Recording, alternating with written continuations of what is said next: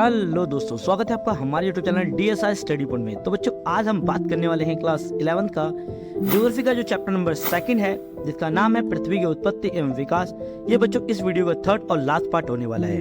इसके बाद चैप्टर पूरा कंप्लीट हो जाएगा। तो चलिए आइए वीडियो को शुरू करते हैं। तो इसमें बात करने वाले पहला टॉपिक है हमारा बच्चों चंद्रमा की उत्पत्ति। तो आप सभी को पता है कि चंद्रमा जो है वो पृथ्वी का अकेला एक प्राकृतिक उपग्रह है। ठीक है ना, प्राकृतिक मतलब नेचुरली बना हुआ है। ठीक है ना। अब बात करते हैं आखिर जो ये चंद्रमा है, आखिर इसकी उत्पत्ति हुई कैसे। तो एक वैज्ञानिक है जिनका नाम है सर जॉर्ज डार्विन। इन्होंने 1838 में शुरू बताया कि शुरू में क्या था, जो पृथ्वी और चंद्रमा था वो दोनों ही घूमते हुए एक ही पिंड थे, मतलब एक ही भाग थे। ठीक है ना। और ये पूरा जो भाग था वो डंबल के आकार का था। ठीक है ना। और इसके बाद कहा जाता है कुछ समय बाद क्या हुआ, अचानक जो पृथ्वी का एक भाग क्या हुआ, अचानक टूट गया और ये टूटकर अलग हो गया, जो वर्तमान में चंद्रमा का रूप ले लिया। ये सर जॉर्ज डार्विन ने सिद्धांत दिया था जिसे कहते हैं डंबल का सिद्धांत। दूसरा सिद्धांत के बारे में बात करते हैं। ये कहा जाता है, वर्तमान वैज्ञानिक का मानना है कि चंद्रमा की उत्पत्ति एक बड़े टकराव के कारण हुई थी। जो हमारे पृथ्वी से एक बहुत बड़ा टकराव हुआ था।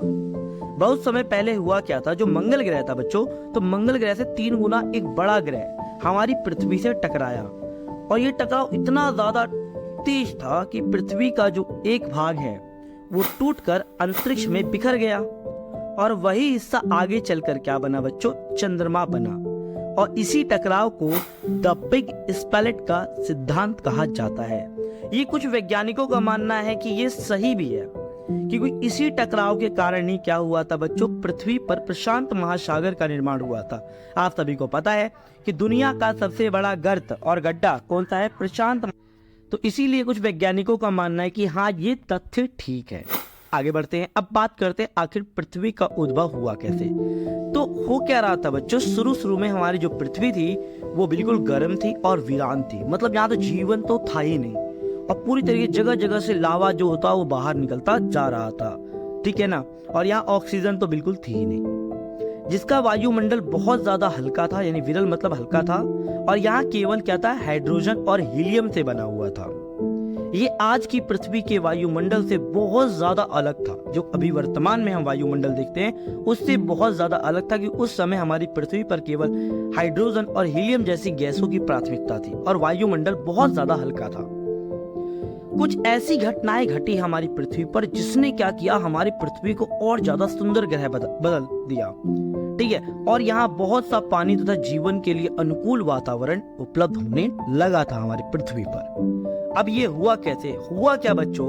अब बात करते हैं स्थल मंडल का विकास। तो बच्चों हुआ क्या कि अत्यधिक तापमान के कारण क्या हुआ, पृथ्वी का जो आंतरिक जो भाग था वो द्रव था। ठीक है ना। तो बच्चों द्रव अवस्था में था, जिससे क्या हुआ, तापमान की अधिकता के कारण क्या हुआ था, जो पृथ्वी के आंतरिक भाग के जो हल्के पदार्थ थे वो पृथ्वी के ऊपर और आ गए और जो भारी पदार्थ थे वो पृथ्वी के आंतरिक भाग में चले गए।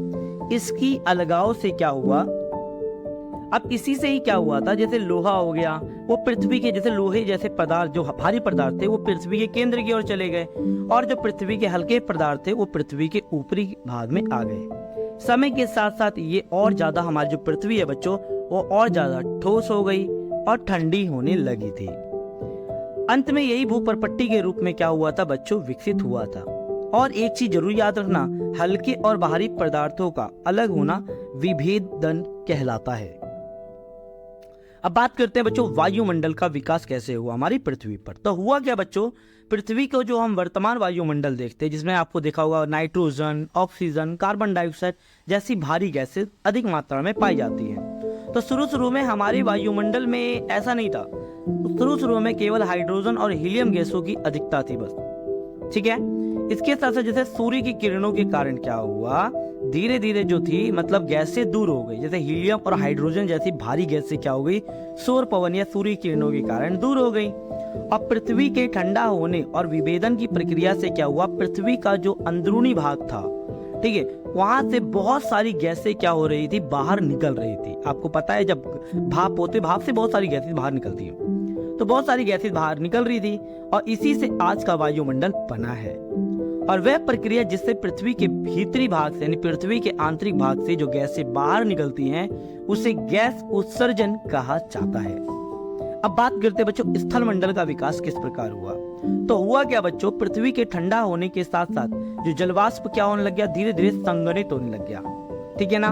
और वायुमंडल में उपस्थित जो कार्बन डाइऑक्साइड के से क्या हुआ बच्चों, वर्षा के पानी में घुलने लग गया था और तापमान में और ज्यादा गिरावट आ गई, जिससे अधिक संघनित और अधिक वर्षा हमारे पृथ्वी पर होने लग गई।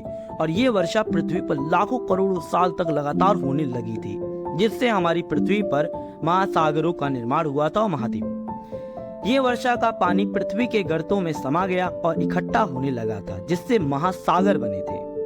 और पृथ्वी की उत्पत्ति के लगभग 50 करोड़ साल के अंतर्गत महासागर का उदय हुआ था। इस चीज को याद रखना बच्चों, ठीक है। तो ये था बच्चों इस चैप्टर का कंप्लीट पार्ट है।